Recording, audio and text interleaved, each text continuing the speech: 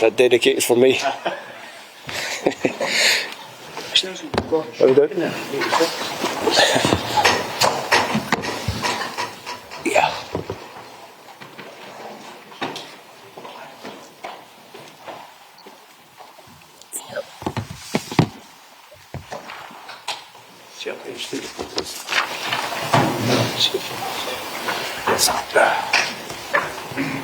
Hey, look, so yeah, there we go.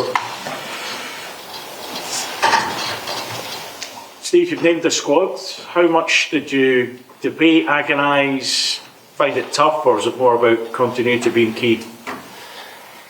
No, you certainly, when you're naming a squad for an event as big as the World Cup, it takes a toll. You got to think a lot about it. You got to try and make sure you get the balance right in your squad. I feel I've done that. Everybody knows the way I worked. I don't think there was any point in me talking about what I spoke about building experience over the squad. We've done that in terms of qualification, where they've shown that this is a group of players who understand how to qualify for major tournaments. And I think on the back of that, we've now been to 2 major tournaments. This will be our 3rd. And hopefully the experience of the boys that have been at major tournaments before will come to the fore in this one, and we'll do something that no Scottish team has ever done before. Let's look at the goalkeepers then. What did you have to consider, and how difficult a decision was that? Always difficult when you've got goalkeepers that are not playing regular. I think I've touched on this before. As long as goalkeepers are working to their maximum in training, you feel that they can come in and play for a number of games. Obviously Craig's slightly different in that he picked up an injury. We've had him monitored. We've got good reports back from Hearts. I sent Chris Woods up to watch him in training. He's training very well. Craig assures us he's fully fit. And he deserves to go because he played a part of the qualifying campaign. He missed the last tournament. He showed a tremendous resilience to be in the squad, and he deserves to be there. Angus played in a game last week, an under-23 game down in England, just to get some match practice, so he's did a little bit of that. And Liam's in there because he's a very good third goalkeeper. He's good around the squad, his character's good, the players respect him, and he works ever so hard in camp, so that's how I managed to come down on the 3 goalkeepers. Craig's fitness, is that a risk in any way? Because I saw Chris Woods when I was up at Hearts training myself. Is that something you've had to get guarantees from him, or the Hearts medical staff? A little bit of both. Obviously we can change a goalkeeper at any time across the tournament. So if Craig was to struggle a little bit with injury, which hopefully he won't, and we're pretty certain that he won't do that, we can always have the option to change him. When I go away, I will put a young goalkeeper into the squad as a training goalkeeper, a number 27, a 4th, which should alleviate a little bit of pressure on the goalkeepers in terms of training load. So that's something I've got in mind. I can't give you a name just now because we haven't told the player himself. What about Ross Stewart coming in? How key is... You've jumped straight to the forwards. You missed the defenders in the midfield. I thought you were going to go through it. I thought you were going through it logically. Yeah, Ross Stewart. We'll come back. Don't worry. Somebody else will get you. What about Ross Stewart? Because in terms of his form, end of the season, obviously should have another big game to come as well. Yeah, should have. Now listen, I think it's a good story. Ross obviously was in my squad a few years ago, showing that he could come up to this level, was good in the squad, and then he's had a terrible run of injury, and then obviously this season, certainly the latter half of the season from January onwards, he's hit a rich vein of form where he's shown that he can score big goals in big games. Probably reference the Arsenal game in the cup, where he shows that he can have an impact on games of that level, which the World Cup will be a very high level as well. He's shown that he can score from the bench, and he's a striker in form. So I decided to add him to the group. Given that he's not been involved with the group as of late as well, is that an issue in any way, or is it more just about form at this stage? No, for Ross I think it's just form. Like I said, he's been in the group before, so the vast majority of the players will know him.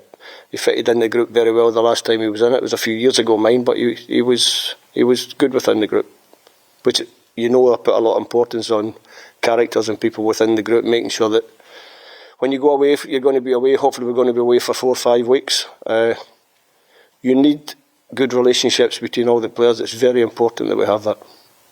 Steve, are you struck by kind of the importance of this moment? It's 28 years since a Scotland manager announced a squad for a World Cup finals. The late Craig Brown, I think Tony Blair was the Prime Minister. We didn't have a First Minister here because the Scottish Parliament wasn't even open yet.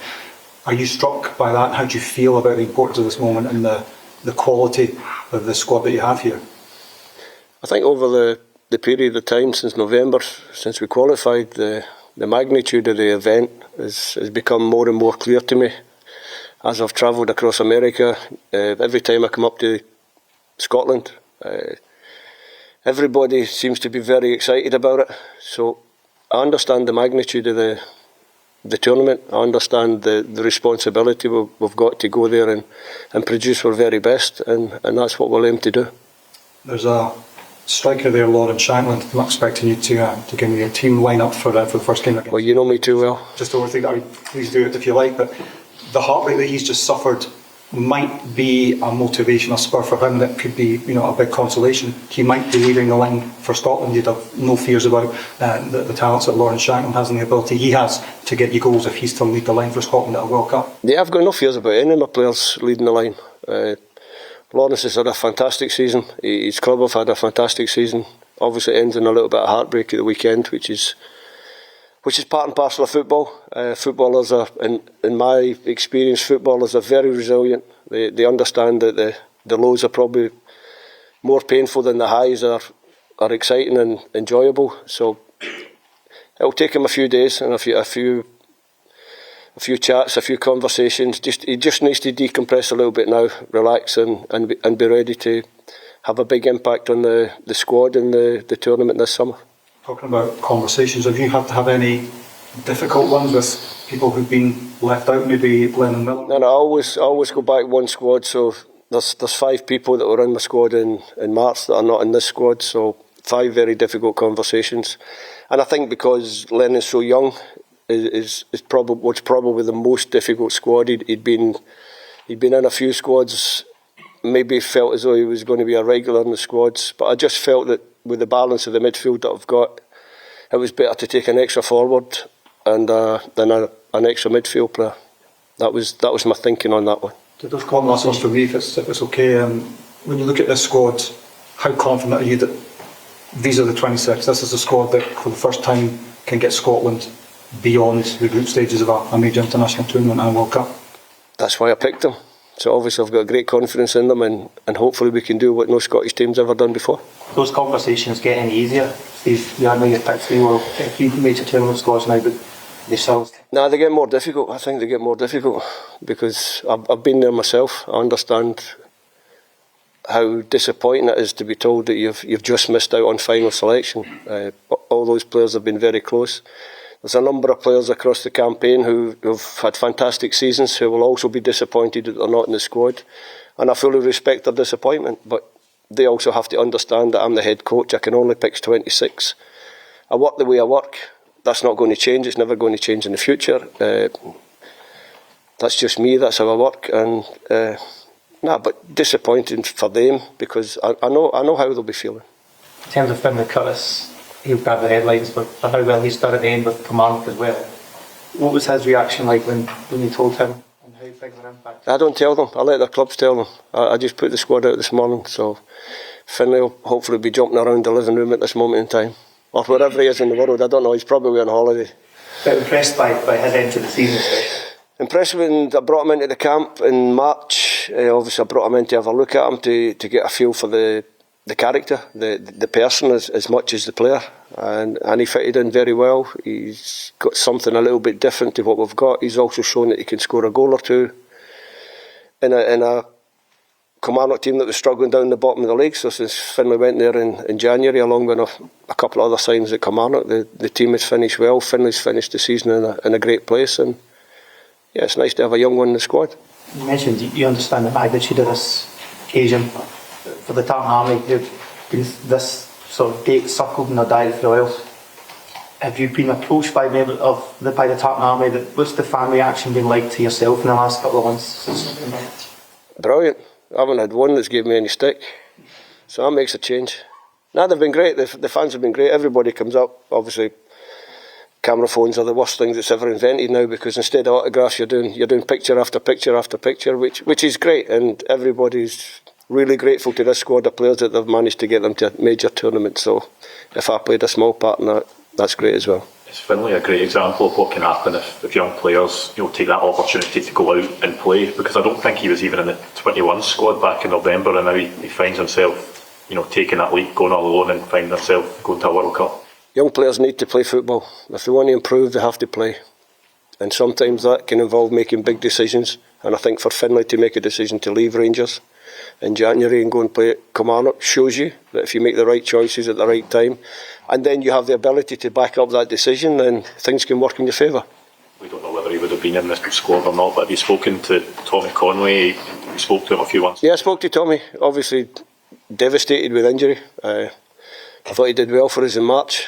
He had a great season with his club, and it's very disappointing for Tommy that he misses out. But he's also not the first player across the 3 campaigns that we've qualified for who've missed out with late injuries. It's unfortunate, and we talked about it at length. It's part and parcel of football. The most important thing for Tommy now is to get his head round it and understand that he has to be ready for Euro 2028. Final broadcast questions, please. Steve, you've still got 2 games to play. You obviously hope to avoid injury in those. Have you asked some of the players that haven't made the squad to make sure? Yeah, there'll be a standby list that players will be informed that they're on that standby list. We're not asking them not to relax and enjoy their summer, but to make sure that they stay in reasonable shape just in case, because you can replace right up until I think 24 hours before the first game for a serious injury. So there'll be a standby list. Steve, it's been quite a year for Scottish football. You've attracted a lot of new fans from around the world. A year for the underdog, for making history, including Scotland making it back to a World Cup. Do you look at everything that's happened over the last year in Scottish football and take inspiration from that? Do you want your players to take inspiration from that? No, it's been a great year for sure. The most competitive Scottish Premier League in a long time. It's been good to see. Obviously the national team qualifying for a World Cup after 28 years. I think the feel-good factor's there, and it's something that we have to try and build on. Does it give you extra belief that maybe this year anything can happen in football? I've always got that belief. I've been in football a long time, and I know that if you do things properly, you believe in what you're doing, and you get the little bit of luck that sometimes you need in football. All the good managers, all the good head coaches are good at what they do, they're good at their job, but they also carry a little bit of luck all the time. A lot of Scotland fans will be travelling to America at great expense to back the team in this tournament. Yeah, I know, I'm taking all my family. It's pretty expensive. What's your message to the Scotland fans, to the Tartan Army? Go there and enjoy yourself and do what you always do and give us 100% backing, because that's what they do. The American public all love them. Okay, thank you, Peter. Now the embargoed written section. Thank you.